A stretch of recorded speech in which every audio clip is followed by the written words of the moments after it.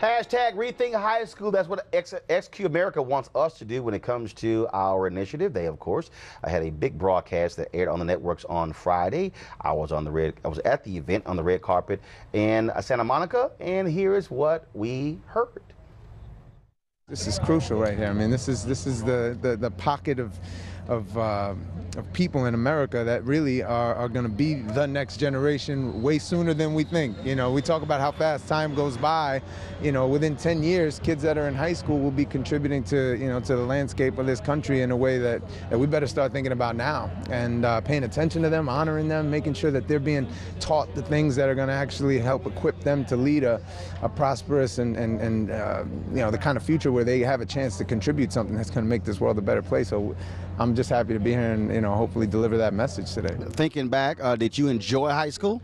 You know, yeah, looking back on it, I did. I mean, I did. I always had a good time, man. I've always enjoyed living, you know. And now, did you enjoy the classroom, or did you deal with high school? You enjoyed not? I have to be honest. I was not an exemplary student. You know why? Mainly because I was not engaged in a lot of the things I was learning. You know, they didn't seem relevant to me, and they weren't presented in a way that made me understand how they might actually be relevant to my life in the next 10, 20, 30 years. And so I think that's a critical part of what's going on here now. We've got an antiquated education system.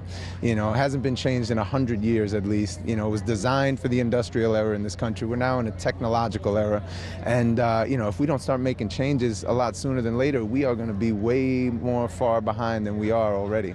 With this initiative, it's allowing people just to say, let your imagination run wild and come up with new ways to educate kids. And when I look at some of the ideas, I mean, were just unbelievable. That was student-driven, teacher-driven, community-driven. Just amazing. Yeah. I work with another organization in New York, Urban Arts Partnership, and they've found other ways to kind of work with the kids in terms of using hip-hop to teach math and these things, and history. And I think these things they've proven more effective than just the blanket system of education that you and I grew up with.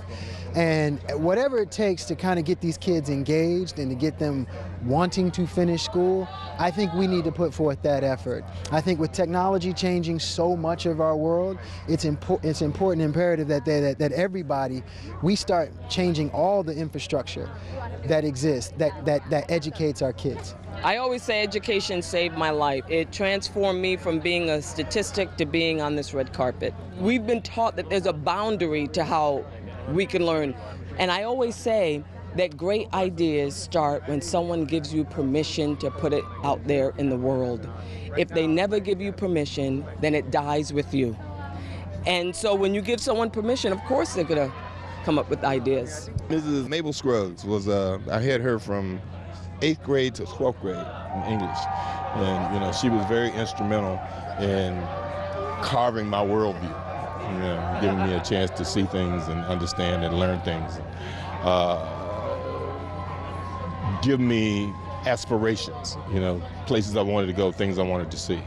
And this thing is major because they're trying to rethink high school. And as a person who's one of the advisors on it, we're trying to push people to think way out of the box. Well, we should. I mean, you should find ways of identifying what kids are interested in, what their dreams are in terms of where they want to be 5 years from now or 10 years from now, and helping them see what those things are, putting them in specific situations that they're interested in so they can see if that's really what they want to do, and then they can make up their minds.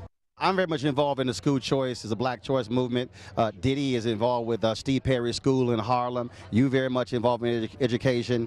How critical is it for people who are not teachers, but who can be education advocates to step up as well? It's the most important thing going right now. I mean, school is what builds the people that build our future, and there's a lot of disinvestment, especially on the part of our government in terms of public education, which I believe is a right. So, yeah, it's important for everybody out there who has a voice, which is everybody, to speak on it and learn more about it.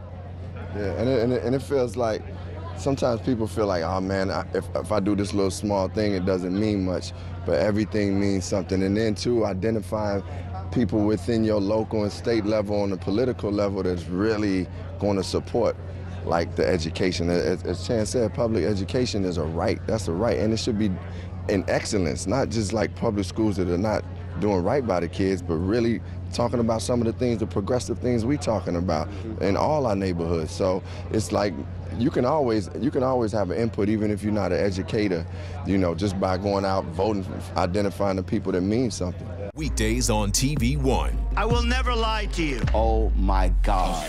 Roland Martin. He doesn't want to talk to us. He wants to ignore us. Uncensored. Hell no. That ain't gonna cut it, boo. Unapologetic. No, that is fundamentally false. You are wrong. Unfiltered. He wants an America where we all look alike. He ain't talking about black people. Unrelenting. You better go work out, because you got a fight on your hands. NewsOne Now with Roland Martin. Weekdays at 7 a.m. on TV One.